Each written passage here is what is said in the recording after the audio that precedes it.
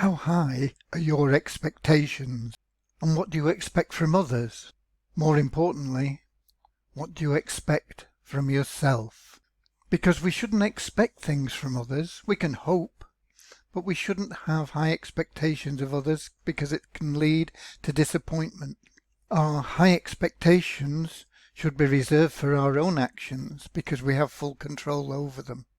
So don't blame people for disappointing you. Blame yourself for expecting too much of them.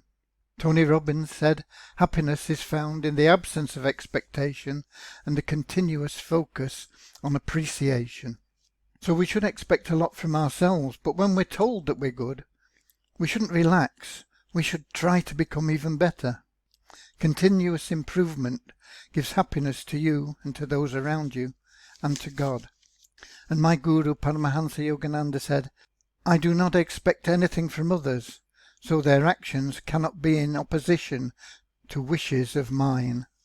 Live in hope, but save your expectations for your own actions and attitude. That's my thought for the day. God bless.